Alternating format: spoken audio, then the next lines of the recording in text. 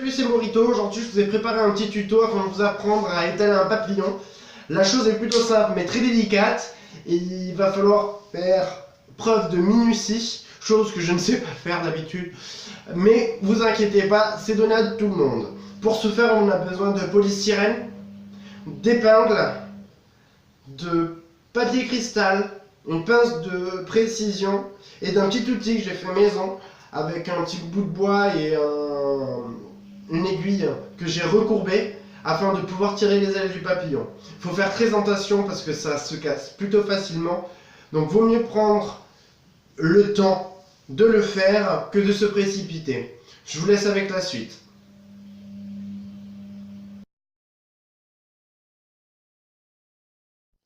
Comme on peut voir sur le premier plan, le bloc de polystyrène, j'ai procédé à une entaille afin de faire une rigole pour pouvoir y déposer le corps. C'est très important afin que les ailes soient bien parallèles au bloc en polystyrène. Alors, une fois votre insecte décongelé, on va pouvoir venir le prendre délicatement et vous le prenez entre le pouce et l'index et avec la pince de précision, on va venir écarter les ailes tout doucement afin de rendre une souplesse et de pouvoir bien le poser à plat. Voilà, une fois que c'est bien souple, on pose le papillon dans la rainure et on vérifie qu'on puisse bien écarter les ailes. Avec le papier cristal, on s'en va bloquer la première aile avec l'aide de la pince. On va bien ajuster au centre de la rigole, puis on va planter les 4 épingles.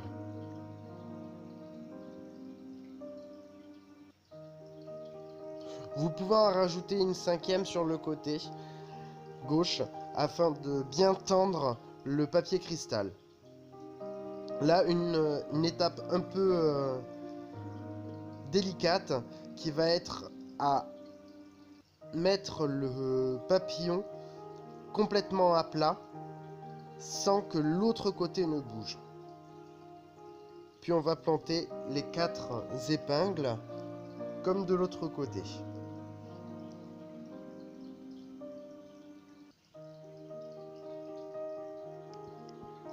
Une épingle, 2 épingles, 3 épingles, 4 épingles.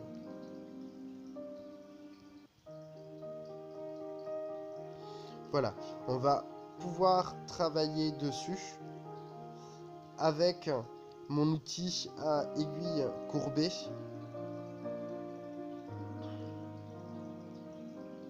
Donc avec la pointe de l'aiguille, je vais prendre l'aile et la tirer jusqu'à la position voulue et vite enfoncer des épingles pour pouvoir bloquer l'aile supérieure.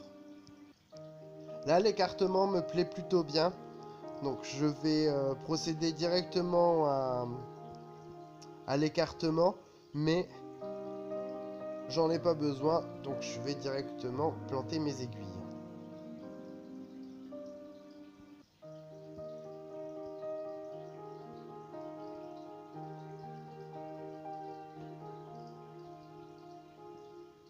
N'hésitez pas à en mettre, plus on en met, mieux c'est.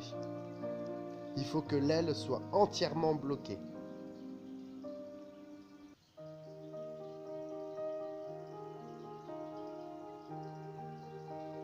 N'hésitez pas à entrecroiser les pins. Voilà, on va pouvoir passer à l'autre côté.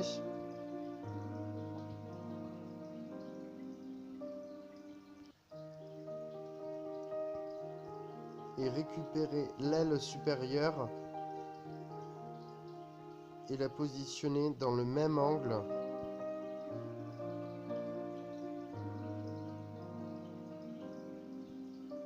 que l'aile gauche. Comme vous pouvez voir avec mon petit outil recourbé, je tire vraiment l'aile. Ça me permet de pouvoir faire un travail minutieux.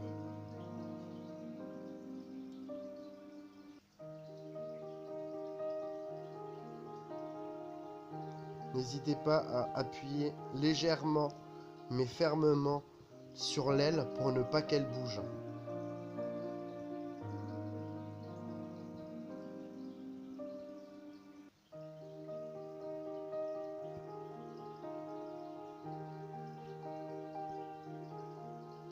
On fait comme pour l'aile gauche, on plante des aiguilles tout autour de l'aile.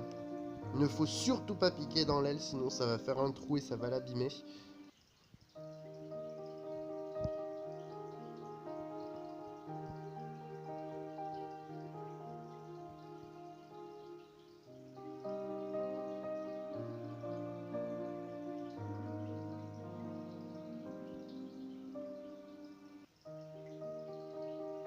On va replacer comme il faut les antennes. Donc on va soulever la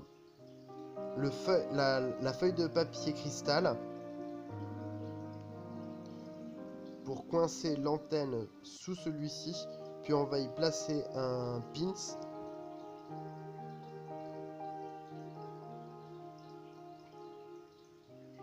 Tout en replaçant les épingles aux 4 angles. La même chose pour l'autre côté.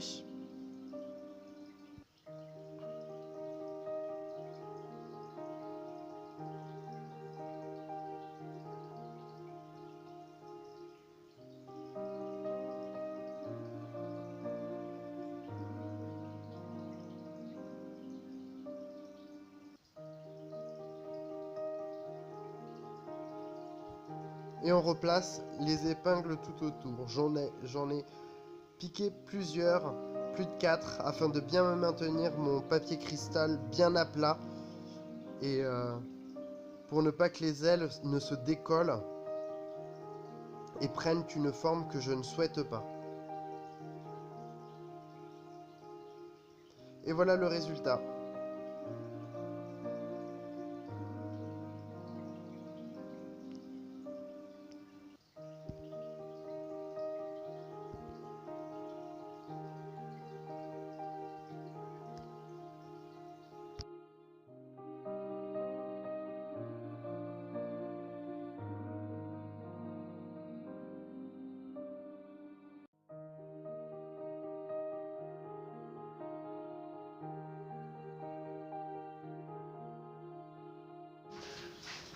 J'espère que ce tuto vous a été utile.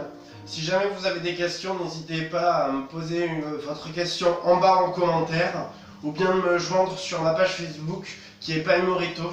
Je vous mets le lien dans le descriptif. Vous pouvez stocker vos spécimens dans des petites boîtes. Ça c'est de la récup que j'ai faite. Une petite boîte à lunettes en carton, d'emballage de lunettes avec du polystyrène extrudé au fond, une feuille de soie afin de ne pas enlever les écailles des ailes de papillon. Ensuite on a les cadres vitrines qui sont plutôt sympas. Moi j'ai choisi le côté rustique. Pour celui-ci, je l'ai acheté en brocante 45 centimes. J'ai réutilisé du polystyrène, des plaques pour recouvrir les plafonds. J'ai payé ça 4 € et quelques chez Leroy Machin. Vous en trouverez à partir de 9,99 € chez Ikea, en toute taille. Après, vous en avez un peu partout. Regardez aussi sur le net, vous pourrez trouver des liens pour des cadres vitrines. Sinon, on a les globes pour pouvoir mettre en exposition. C'est plutôt sympa. J'ai utilisé du fil de fer que j'ai torsadé au bout afin de me faire un socle. Puis j'ai collé mon insecte dessus. Ça évite qu'il soit piqué et qu'il soit abîmé par un trou. Et je trouve ça pas esthétique avoir une aiguille qui dépasse. Mais ça, c'est les goûts et les couleurs. On ne peut pas en discuter. J'espère que ce tuto vous a plu. Je vous reparlerai un peu plus tard pour un autre tuto. Ce sera pour vous montrer comment je colle mes languettes sur mes spécimens. Mais en attendant, on va laisser tout ça sécher 15 jours. Et je vous souhaite une bonne journée.